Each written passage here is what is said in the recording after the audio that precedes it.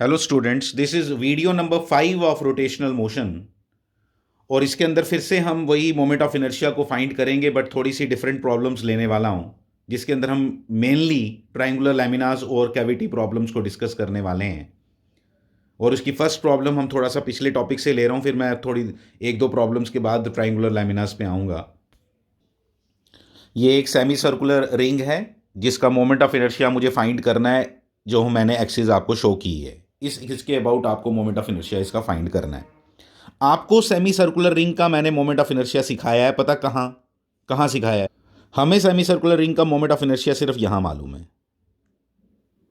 इस पॉइंट पे। और वो कैसे बताया था वो आपको मालूम होना चाहिए। अगर आप ध्यान दो तो इस पॉइंट से हर एक मास जो है वो कितनी दूरी पे है? आर डिस्टेंस पे है इधर से। यही कॉन्सेप्ट है इसका, इसमें कोई इंटीग्रेशन लगाने की जरूरत नहीं पड़ती हमें। और यहां से हमें डायरेक्ट इसका मोमेंट ऑफ इनर्शिया इस एक्सिस के लिए कितना है? M R square. Same full के लिए भी इतना होता है और इसके लिए भी इतना होता है। जितना मर्जी पोर्शन ले लो आप रिंग का, आपका जो जो मोमेंट ऑफ इनर्शिया आएगा about this axis is equal to M R square. ये तो इतनी बात हमें पता चल गई। फिर उसके बाद आती है बात क्या, कि जो ये वाली एक्सिस गिवन है इसका क्या करूं? क्या ये दोनों एक्सिस आपस में पैरेलल हैं? बिल्कुल हैं। तो क्या मैं पैरेलल एक्सिस थ्योरम लगा दूं? तो ये डेंजरस काम है यहां। ये आपको मेनली यहां पे ये चीज पता होनी चाहिए कि यहां पे पैरेलल एक्सिस थ्योरम इन दो एक्सिस के बीच में नहीं लग सकती, क्योंकि जिस एक्सिस के अबाउट आपको मोमेंट ऑफ इनर्शिया मालूम है वो सेंटर ऑफ मास वाली एक्सिस नहीं है। इसलिए यहां पे पैरेलल एक्सिस थ्योरम बिल्कुल भी नहीं लग सकती। ये गलती कर सकता था कोई भी, मुझे मालूम है, लेकिन यहां पे पैरेलल एक्सिस थ्योरम नहीं लग सकती। अगर ये फुल रिंग होती और यहां पे पूछा होता इस एक्सिस के अबाउट, तो हम लगा सकते हैं पैरेलल एक्सिस थ्योरम, क्योंकि वहां पे जो जिसका हमें मोमेंट ऑफ इनर्शिया मालूम रहता है नॉर्मली एम आर स्क्वायर, वो उसका सेंटर ऑफ मास भी है। लेकिन सेमी सर्कुलर रिंग के केस में ये सेंटर ऑफ मास नहीं ना है। तो इसलिए पहले आपको इसका सेंटर ऑफ मास की पोजीशन आपको मालूम होनी चाहिए। पहले उस एक्सिस के बारे में बात करो, ठीक है? तो पहले उस एक्सिस के बारे में अगर बात करें तो ये आ गई वो एक्सिस। कितनी दूर होता है वो सेंटर ऑफ मास यहां से? उसके लिए आपको सेंटर ऑफ मास वाली कहानी याद आनी चाहिए। ये 2r/पाई होता है इससे ऊपर। ये हमने सीखा हुआ है पहले से, 2r/पाई। तो ये डिस्टेंस मुझे पता चल गया। इसको यूज करके हम इसको सॉल्व करेंगे। अभी देखो ध्यान से कैसे, देखो कैसे। अब हम क्या करेंगे, हम लिखेंगे सबसे पहले कि हमें क्या मालूम है पैरेलल एक्सिस थ्योरम के बारे में, कि I is equal to ICM plus MD²।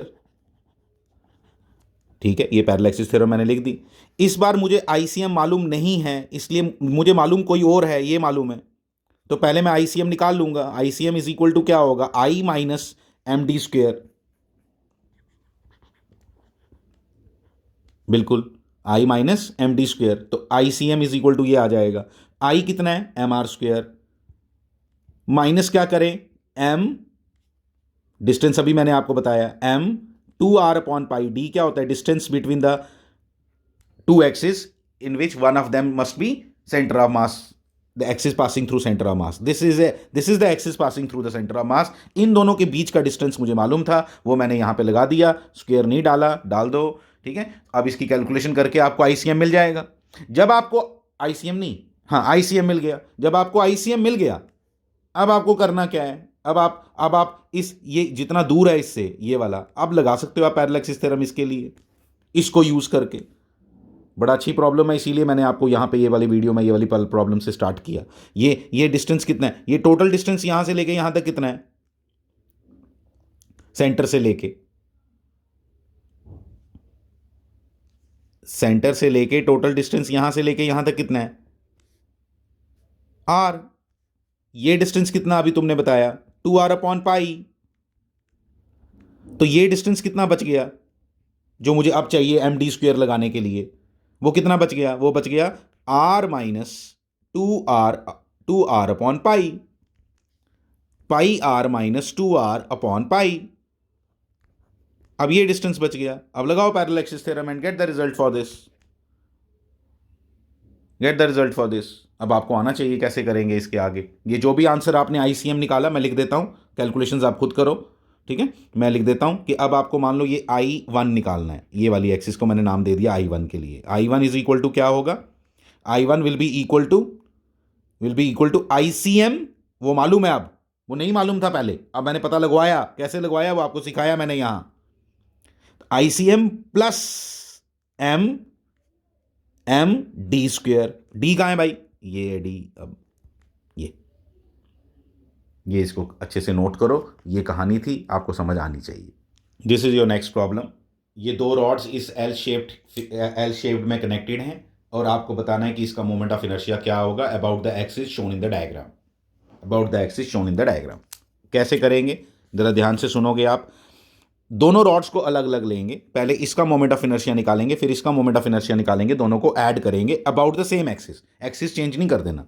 Axis इस रॉड के लिए भी एक्सिस यही है, इस रॉड के लिए भी एक्सिस यही है। तो पहले उठाते हैं इस रॉड को, ये वाली जिस रॉड के ऊपर एक्सिस बनी हुई है, तो वहां पे उसकी जब हमने मोमेंट ऑफ इनर्शिया निकाला, I will say I1 equal to क्या होगा, I1 equal to ML square upon 3, ML square upon 3, ये इसका I1 आ जाएगा।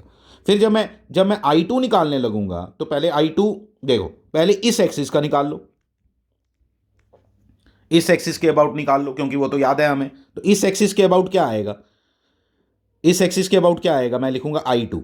ठीक है, ध्यान देना जरा प्लीज, I2 है। ये वाली एक्सिस हमने क्यों चूज की, हमें सेंटर ऑफ मास वाली एक्सिस बड़ी पसंद है, क्योंकि उसमें हम पैरेलल एक्सिस थ्योरम लगा सकते हैं। अभी मैं आपको बताऊंगा कैसे। I2 इक्वल टू क्या होगा, ML स्क्वेयर अपॉन 12, बिल्कुल समझ आ गया। लेकिन I2 मुझे चाहिए नहीं, मुझे इस एक्सिस के अबाउट निकालने को नहीं बोला है, मुझे तो इस एक्सिस के अबाउट निकालने को बोला है। तो what I need to do, मुझे ये डिस्टेंस की जरूरत पड़ेगी, इन दोनों के बीच का डिस्टेंस कितना है, जिसको D लिखूंगा मैं जब पैरेलल एक्सिस थ्योरम लगाऊंगा। क्या मैं पैरेलल एक्सिस थ्योरम लगा सकता हूं, बिल्कुल लगा सकता हूं, क्योंकि ये वाली एक्सिस सेंटर ऑफ मास से पास कर रही है, बिल्कुल सेंटर से पास कर रही है, इसलिए उसका मैंने लिख दिया हुआ मोमेंट ऑफ इनर्शिया। लेकिन अबाउट दिस एक्सिस चाहिए, इसको मैं I2 डैश लिख देता हूँ, ये I2 डैश लिख दिया, I2 नहीं लिखा हूँ। I2 जो एक्चुअल होगा, I2 मैं उसको बोल रहा हूँ, इस रॉड का मोमेंट ऑफ इनर्शिया इस एक्सिस के अराउंड। तो I2 इज इक्वल टू क्या आएगा, ML square upon 12 plus MD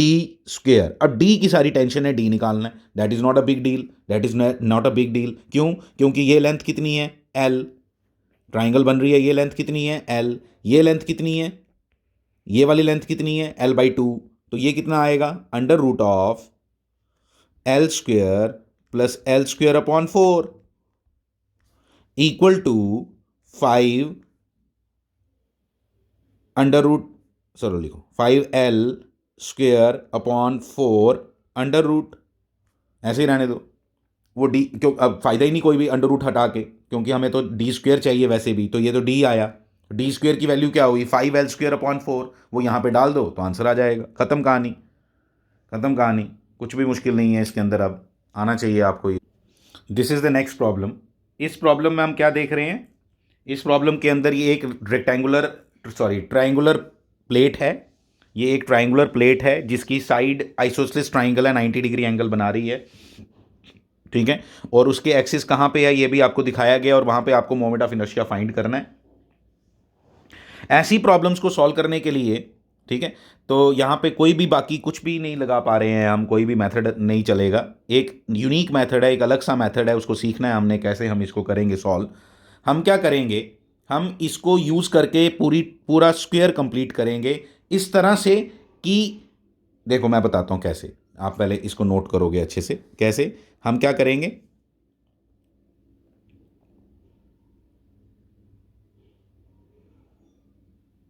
हम इसको यूज़ करके एक स्क्वायर कंप्लीट करेंगे। ये स्क्वायर बनाया मैंने, परफेक्ट स्क्वायर नहीं बन रहा, आप अच्छे से बनाना, ठीक है।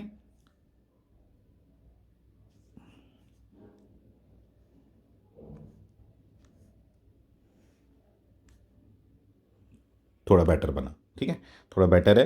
तो अब ये स्क्वायर बन गया। अब ये स्क्वायर बना जिसके अंदर ये तीन ट्राइंगल्स आपने और उस तरह की ऐड कर दी, ठीक है, तीन ट्राइंगल्स आपने और उस तरह की ऐड कर दी। अच्छा, मैंने ये बात, हर एक ट्राइंगल का मास m गिवन था, पहले से गिवन है कि इस ट्राइंगल का मास कितना है, m। एक्सिस आपकी वही है, ये वाली। आप पुरानी वीडियो देखो, उसमें हमने ये कैलकुलेट किया हुआ है। एक स्क्वायर है जिसके अंदर हमने क्वेश्चन किया था जिसमें हमने एक डायगोनल के अबाउट उसका फाइंड करना सीखा था कि उसका मोमेंट ऑफ इनर्शिया कितना आएगा। लेकिन वो डायगोनल चलने से पहले हमें ये निकालना पड़ा था कि इसके बिल्कुल सेंटर में जहाँ पे डायगोनल्स इंटरसेक्ट करते हैं वहाँ पे अगर मोमेंट ऑफ इनर्शिया निकालना पड़े तो कितना आएगा। तो ये आपको आना चाहिए, मैं उसको डिस्कस नहीं कर रहा, ठीक है। वो आपको ऐसे ऐसे करके परपेंडिकुलर एक्सिस थ्योरम लगा के किया था। ये हमारा आंसर आपको मालूम है ml² आता है। इसका आंसर भी ma² लिख दो, ma² आता है। दोनों को ऐड किया था परपेंडिकुलर एक्सिस थ्योरम लगा के और आंसर क्या आया था, ma² आया था।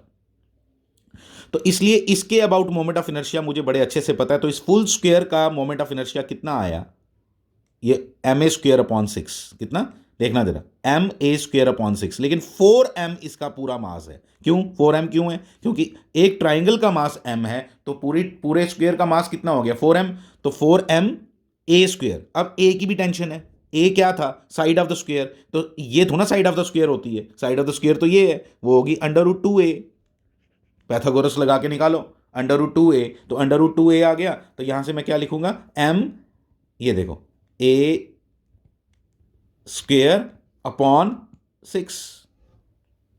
ma²/6 is the moment of inertia of the square shown in the diagram. जो आपको डायग्राम अभी दिख रही है, बोला मुझे स्क्वायर का नहीं था, बोला था मुझे ट्राइंगल का निकालो, लेकिन मैंने निकाला किसका, मैंने निकाला पूरे स्क्वायर का। और पूरे स्क्वायर का निकालने के बाद मुझे क्या आंसर मिला, 4m। तो कितना बन गया वो, 4 4 16 आ गया, ये ऊपर 16 नीचे 6, तो 8/3 ma²। ठीक है, अभी रहने दो उसको उधर ही, ठीक है। तो अब ये आ गया, लेकिन मुझे तो निकालना है इसका, मुझे तो कैलकुलेट सिर्फ इतने पोर्शन का करना है ना, मुझे तो सिर्फ इतने कैलकुलेट करना है। तो इतने पोर्शन का कैलकुलेट करने के लिए आप देखो, पहले जब आपने स्क्वायर बनाया ना, तो एक चीज़ का ध्यान रखना है आपने, मैं आपको एक चीज़ और बताता हूँ कि वो सिमेट्रिकल होना चाहिए बिल्कुल। जो एक्सिस है आपकी, वो बिल्कुल हर ट्राइंगल के लिए वही रिजल्ट आना चाहिए। हर ट्राइंगल के लिए क्या वही वर्टेक्स है, क्या हर ट्राइंगल के लिए वही है? इसलिए मैं क्या कर सकता हूं, जब मैं आई निकालूंगा, जो मुझे बोला गया है, इसको आई नहीं लिखो, इसको I' लिखो। जो आई निकालूंगा मैं, वो किसके बराबर होगा, 1/4 the moment of inertia of full square. Full square का जो मोमेंट ऑफ इनर्शिया लिखा है उसको मैं 1/4 करूंगा। 1/4 क्यों? क्योंकि मेरे को तो एक ट्राइंगल का बोला है और आपने निकाला कितना, 4 ऐसी ट्राइंगल्स का निकाला। तो इसलिए फिर आंसर क्या आ जाएगा, 1/4 I' आपके पास है, 1/4 से डिवाइड करोगे, अल्टीमेटली आपका आंसर आ जाएगा सीधा सीधा ma²/3। ma²/3 सीधा सीधा दिखाई दे रहा है, तो इसलिए सीधा लिख दो ma²/3 इज द रिजल्ट।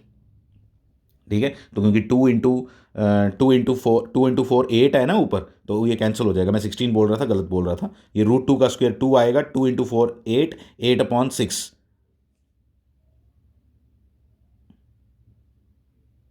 तो इसलिए ट्राइंगल का देखा आपने, मैंने क्या बताया अभी आपको, थोड़ा सा गड़बड़ होगी यहाँ, मैं दोबारा से आपको लिख देता हूँ कि I इज इक्वल टू क्या लिखा आपने, 1/4 I'। What is I'? पूरे स्क्वायर का, ठीक है।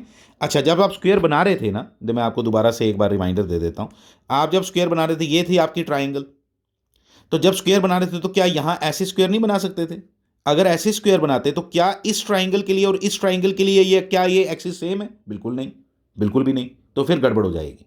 तो एक्सिस दोनों के लिए सिमेट्रिकल होनी चाहिए, या चारों के लिए सिमेट्रिकल होनी चाहिए, जैसा हमने बनाया। फिर जाके आप 1/4 कर पाओगे। ये जो 1/4 आप कर पाए, वो इसलिए कर पाए क्योंकि आपने चारों ट्राइंगल्स बिल्कुल एक जैसी ली, जो एक्सिस उनके लिए बिल्कुल सिमेट्रिकल थी। हर एक ट्राइंगल आप एक एक करके देखो, उन चारों ट्राइंगल्स को अगर अच्छे से देखो, तो हर एक के लिए ये एक्सिस उसके वर्टेक्स पे है, हर एक के लिए ये एक्सिस उसके वर्टेक्स पे है। इसलिए हम 1/4 कर पाए, and that is why our result comes out to be ma²/3। ma²/3 आ गया 4 से कैंसिल होने के बाद। This is the ultimately the result. ये आपका नेक्स्ट प्रॉब्लम है, ठीक है। इस बार आपकी एक्सिस चेंज कर दी है मैंने, ट्राइंगुलर लेमिना वैसा ही लिया है मैंने, राइट एंगल ट्राइंगल है, आइसोसेलेस है, लेकिन इस बार एक्सिस मैंने देखो कहाँ बनाई है। तो इस बार आपकी जो स्क्वायर कंप्लीट होगा वो ऐसा होगा, ऐसा होगा। अब ये एक्सिस दोनों ट्राइंगल्स के लिए बिल्कुल सेम है। अब आप खुद भी कर सकते हो इस क्वेश्चन को। अब पहली बात है, डायगोनल के अबाउट क्या होता है स्क्वायर का मोमेंट ऑफ इनर्शिया, ये आपने कैलकुलेट किया है पिछले वीडियो में, ठीक है। अगर याद हो जाए तो बहुत बढ़िया है, नहीं तो आपको वो जो प्रोसेस बताया हुआ जल्दी जल्दी लगा के कर लेना चाहिए। दो बार हमने परपेंडिकुलर एक्सिस थ्योरम लगाई थी, तब 2 बार हमने परपेंडिकुलर एक्सिस थ्योरम लगाई थी और हमने उस रिजल्ट पे पहुंचे थे। ma² आंसर है इसका। इसके अबाउट जो मोमेंट ऑफ इनर्शिया वो ma² है। क्या स्क्वायर की साइड इस बार तो नहीं √2a है? नो, इस बार तो आपका a ही है, तो इसलिए कोई गड़बड़ नहीं। इसलिए आई डैश निकालो पहले, क्योंकि आई तो ट्राइंगल के साथ निकालना है मुझे। तो I dash is equal to क्या आया? ma²/12। गलत लिखा, 2ma², क्योंकि एक ट्राइंगल का मास m गिवन है, एक ट्राइंगल का मास m गिवन है, तो यहां दो ट्राइंगल्स हैं, तो इसलिए 2ma²/12 यानी कि ma²/6 आ गया। और जब मैंने एक ट्राइंगल का निकाला, आई जो मुझे निकालने को बोला गया है, तो मैं इसको आधा कर दूंगा, तो इसको आधा कर दूंगा तो आंसर कितना आ जाएगा? ma²/12 ही आ जाएगा बाई चांस, सेम। तो ये थी इसकी कहानी। अच्छे से इसको नोट करके रखो अपने पास हर चीज़ को। तो क्या हमने वहाँ पे क्या किया और यहाँ पे क्या किया, एक्सिस चेंज होने के कारण हमने स्क्वायर कैसे कंप्लीट किया, ये थोड़ा सा आपको आइडिया दे दिया मैंने। तो इसको अच्छे से अपने पास नोट करके रखो। नेक्स्ट हम स्टार्ट कर रहे हैं कैविटी प्रॉब्लम्स। ये प्रॉब्लम बनाते बनाते भी आपको एक्सप्लेन कर देता हूँ। ये आपकी एक स्क्वायर है, शीट है, मतलब प्लेट हो गई, ये डिस्क हो गई, मतलब एक ही बात होती है, plate, disc, lamina, one of the same thing, ठीक है। तो ये है, इसकी इसकी साइड एक है 4a, इसका जो सरफेस मास डेंसिटी है वो कितनी है? सिग्मा, सिग्मा kg/m², ये गिवन है आपको, ठीक है। क्या बोला है इसने कि इसमें से उसने एक छोटी प्लेट काट दी। कैविटी प्रॉब्लम्स तो आपको पता चल ही गया था कि हम क्या करने वाले हैं। तो एक छोटी सी प्लेट इसमें से काट दी,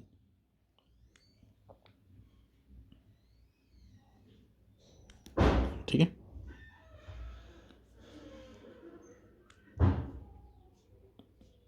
ये छोटी प्लेट काटी, और छोटी प्लेट का जो साइड है वो ए है, fine.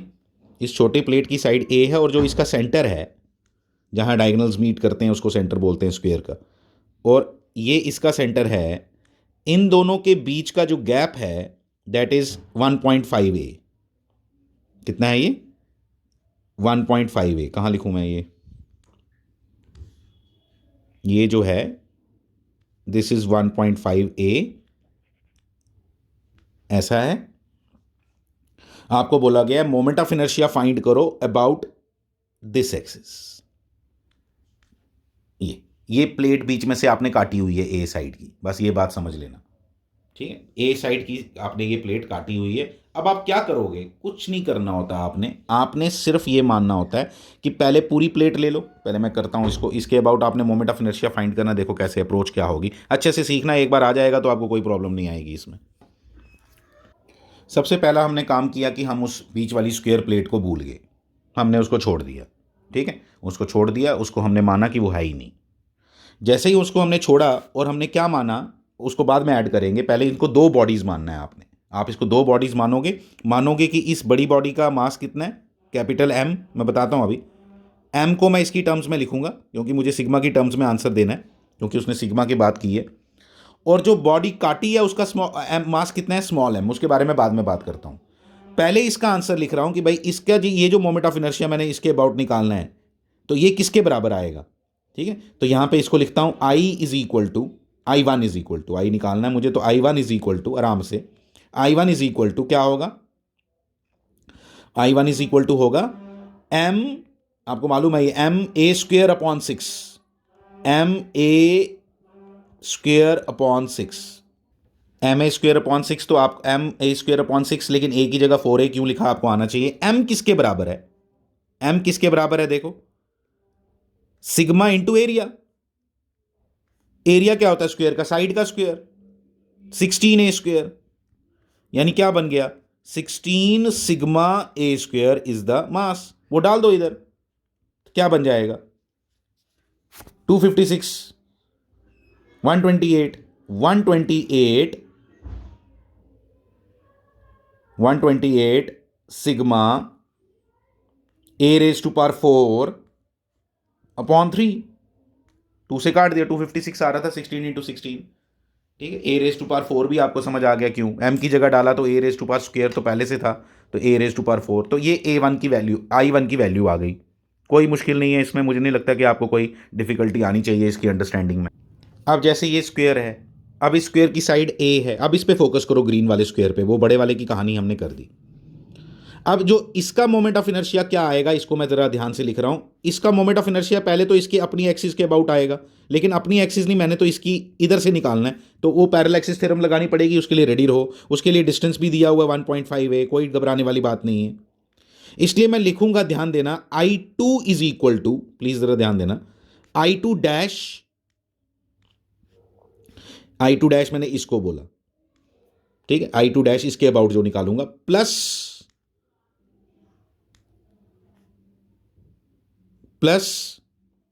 I2 equal to I2 dash plus क्या, plus M D square M छोटा लेना, इसका अपना अपना मास, उसके बारे में भी बात करेंगे। md², ये लो भाई d², दो चीजें लिखूंगा, m किसके बराबर, सिग्मा a², d किसके बराबर 1.5a। सारी कहानी किस पे अटक गई, I2 डैश पे। I2 डैश किसके बराबर, डालो, आता है तुम्हें, इसके अभी बताया था मैंने, ma²/6, ma²/6, m की भी वैल्यू डाल दो, d, और यहां पे ये सब्स्टिट्यूट करके, ये देखो मैंने आपको लिख दिया, I2 डैश की वैल्यू भी लिख दी है, आपको सब समझ में, सब लिख दिया यहीं पे तो सब कुछ लिख दिया, m की वैल्यू भी लिखी हुई है, सिर्फ सब्स्टिट्यूट करके आपको दिया है, कुछ नहीं किया। और I2 इक्वल टू ये निकाल दिया। अब जो लास्ट मोमेंट ऑफ इनर्शिया आपको चाहिए I, वो किसके बराबर होगा, I1 प्लस I2 नहीं होगा, I1 माइनस I2 होगा। बस ये बात याद रखना, I1 माइनस I2 होगा, आपने माइनस करना है यहाँ पे, क्योंकि ये जो कैविटी है इसमें से आपने ये बाहर निकाला है। या तो आप उसको प्लस कर दो तो माइनस m लिखा करो हर जगह, दो ऑप्शन है आपके पास। या तो आप I1 प्लस I2 बोलना है, तो फिर I2 जब लिखोगे तो बोलो हर जगह मास की वैल्यू क्या डालो, -m। ऐसे भी करते हैं लोग और इस तरह से भी करते हैं, कई बोलते हैं कि सिग्मा और उसका माइनस सिग्मा। मैंने आपको सिंपल बता दिया कि कैविटी वाले में I1 माइनस I2 लिख देना। देखो फिर से नेक्स्ट प्रॉब्लम एक और कर रहा हूँ, पहले स्क्वायर की अभी सेम प्रॉब्लम है, लगभग सेम प्रॉब्लम है, लेकिन ऐसे प्रैक्टिस के लिए आपको दे रहा हूँ।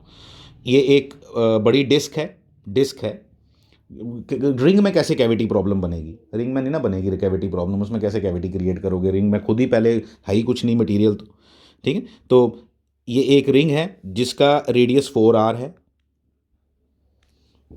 इसमें से एक छोटी रिंग काटी, सॉरी डिस्क है, इसमें से छोटी डिस्क काट दी हमने, इतना पोर्शन इसका काट दिया, जिसका रेडियस कितना है r, जिसका रेडियस कितना है r, सिग्मा kg/m², आपको समझ आ गया, वही कहानी, सेम सेम स्टोरी पिछले वाली की, ठीक है।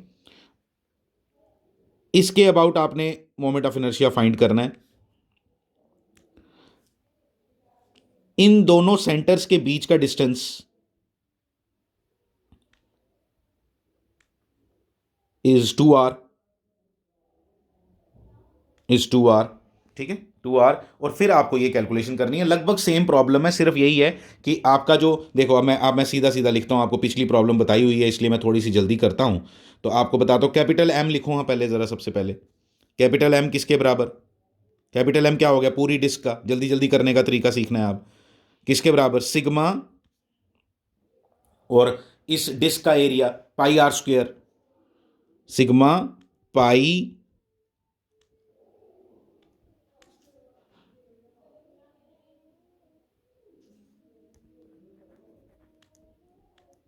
Sigma pi r², small m जो काटा मैंने, जिसको माइनस बाद में कर देना है, सिग्मा पाई r²। बिल्कुल लगभग सेम प्रॉब्लम है, ये बिल्कुल सेम ही प्रॉब्लम है, सिर्फ इसमें एरिया डिफरेंट है, नथिंग इज़ डिफरेंट, बाकी सिर्फ वैल्यूज़ डिफरेंट आएंगी। आपने तो रादर ये खुद ट्राई करना चाहिए पूरा का पूरा अच्छे से। कैपिटल M स्मॉल m मैंने लिख दिया। अब मैं कैपिटल M स्मॉल m लिखने के बाद ना, अब मैं सिंपली एक बात लिखने वाला हूँ यहाँ पे, आप देखो ज़रा ध्यान से, क्या कि आपका जो I आएगा वो किसके, I निकालना है, I1 किसके बराबर आएगा, बड़ी डिस्क वाला, बड़ी डिस्क वाला, ये क्या है, डिस्क है, डिस्क का moment of inertia mr²/2, mr²/2,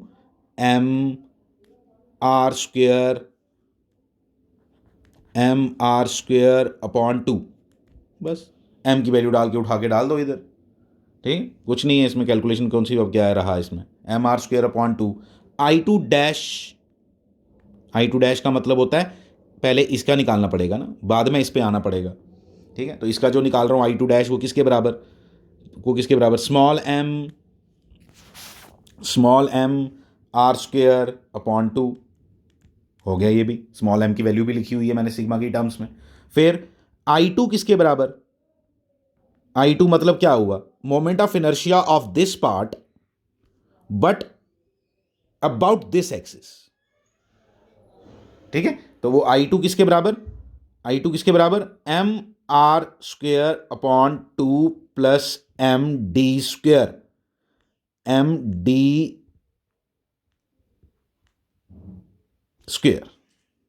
बोलो क्या मुश्किल है इसमें, md², I2 निकल गया। और लास्ट में I किसके बराबर, I1 माइनस I2। ये सारी कहानी है इसकी जो आपको समझ आनी चाहिए, इसमें और कुछ भी इतना खास मुश्किल नहीं है, सिर्फ वैल्यूज डालते जाओ and get the result. Sigma की टर्म्स में एक बड़ा सा आंसर आएगा, उसको लिख के रखो। कॉन्सेप्ट आपका क्लियर होना चाहिए, क्या इसमें है क्या चीज़, एक एक चीज़ मैंने आपको लिख के दे दी, दोनों प्रॉब्लम्स की, कैविटी प्रॉब्लम्स भी, ट्राइंगुलर प्रॉब्लम्स भी, और 6 प्रॉब्लम्स हमने इस वीडियो में की आई बिलीव, ठीक है। तो ये सब अच्छे से अपनी कॉपी पे नोट करके रखो, एक एक चीज़ का कॉन्सेप्ट आपको बिल्कुल बिल्ड करके रखो अपने पास, ठीक है। Thank you very much.